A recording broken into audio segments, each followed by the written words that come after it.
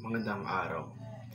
Ang paksa na ating tatalakayin ngayon ay ang susi sa tunay na pag-unlad ng bansa. Sa bawat pagbangon ng isang bansa, may isang puwersang hindi nakikita, ngunit malalim ang epekto, ang edukasyon. Marahil ang narinig na natin ang kasabihang ang kabataan ang pag-asa ng bayan. Ngunit paano magiging pag-asa ang kabataan kung ang edukasyon ay hindi sapat, hindi abot kamay at hindi napapalagahan? Ang edukasyon ang nagbubukas ng oportunidad. Ang isang taong may sapat na kaalaman at kasanayan ay may mas mataas na tsansang makakuha ng maayos na trabaho. Kapag mas maraming mamamayan ay may magandang kabuhayan, mas lumalago ang ekonomiya ng bansa. Hindi lamang tungkol sa pag-aaral sa loob ng paaralan, kundi pati ang paglinang sa talento, kritikal na pag-iisip at disiplina.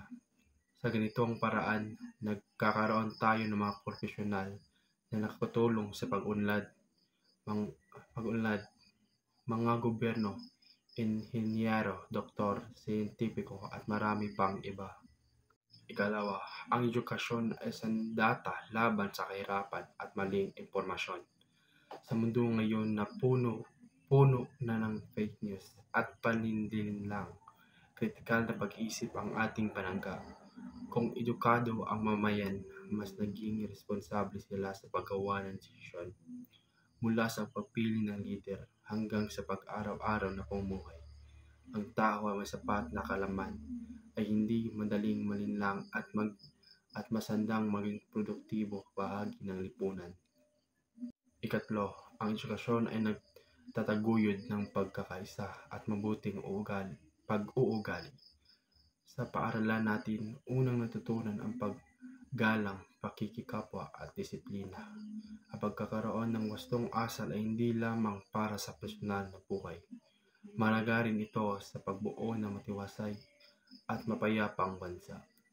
Ang isang bansa na may mamayang edukado ay may bansang may direksyon, may moralidad at may pagkakaisa. At higit sa lahat, ang edukasyon ay may puhunan para sa kinabukasan. Lahat ng makabagong teknolohiya, infrastruktura at mga solusyon panlipunan ay nagmula sa taong pinag-aralan at nagsikap. Kung nais nating maging isang bansa may mataas na antas ng kaunlaran katulad ng unlad na bansa, kailangan nating unahin. Sa huli, ang edukasyon ay hindi lamang tungkol sa pag-aaral ng ABC o 1, 2, 3. Ito ay paghubog sa pagkatao, pagyabong ng talino, at pagbuo ng matatag na kinabukasan. Kung tunay nating nais ang pag-unlad ng ating bansa, magsimula tayo sa pinakamahalagang pundasyon, ang edukasyon. Sapagkat ang bansang may mataas na antas ng edukasyon ay bansang may mataas na antas ng pag-asa. At iyon lamang po. Maraming salamat.